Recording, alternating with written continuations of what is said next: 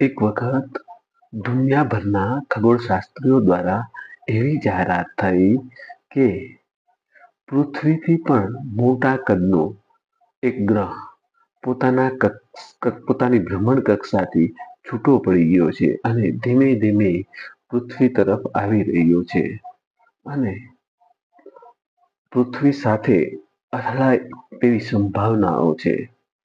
અને આ બાબતે તમામ વૈજ્ઞાનિકો એકમત હતા અને એમનું કહેવું હતું કે માત્ર 30 જ દિવસ જેટલા સમયની અંદર આ ગ્રહ પૃથ્વી સાથે અથડાશે અને દુનિયાનું પતન થઈ જશે.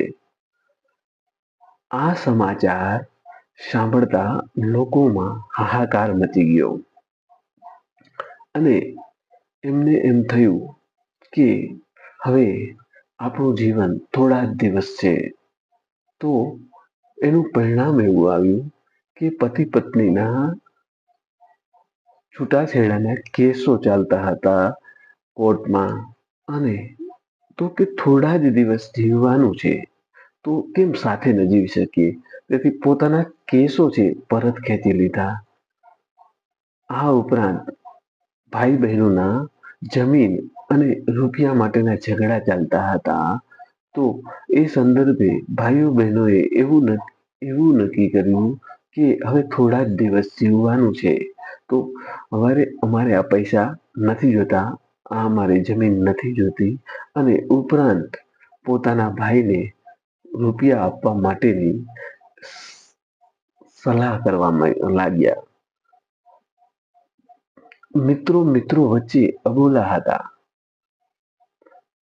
એ અબોલા તૂટી ગયા અને પોતાના મિત્રો સાથે પ્રેમથી વર્તવા લાગ્યા. આ ઉપરાંત ઘણા લોકો જે પોતાના મા બાપને વૃદ્ધાશ્રમમાં છોડી આવ્યા હતા એ વૃદ્ધાશ્રમમાંથી પરત ઘરે લાવ્યા.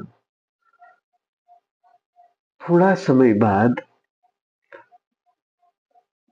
ખગોળશાસ્ત્રીઓએ એવી જાહેરાત કરી કે જે ગ્રહ પૃથ્વી તરફ આવી રહ્યો હતો એને પોતાની દિશા બદલી નાખી છે, જેથી હવે પૃથ્વીને કોઈ ખતરો નથી.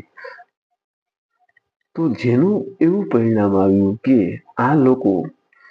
આ સમાચાર સાંભળ્યા તો લોકો આનંદમાં આવી ગયા, નાચવા ગાવા લાગ્યા. પરંતુ બીજા દિવસથી જે પતિ પત્નીના કેસો કોર્ટમાં ચાલતા હતા એ ફરીથી ચાલવા લાગ્યા અને ભાઈ બહેનો જે જમીન અને પૈસા માટેની ઉઘરાણી કરતા હતા એ ફરીથી કરવા લાગ્યા અને મિત્રો વચ્ચે અબોલા થઈ ગયા અને જે લોકો પોતાના માતા પિતાને ઘરે લાવ્યા હતા એ માતા પિતા ફરી વૃદ્ધાશ્રમમાં પહોંચી ગયા.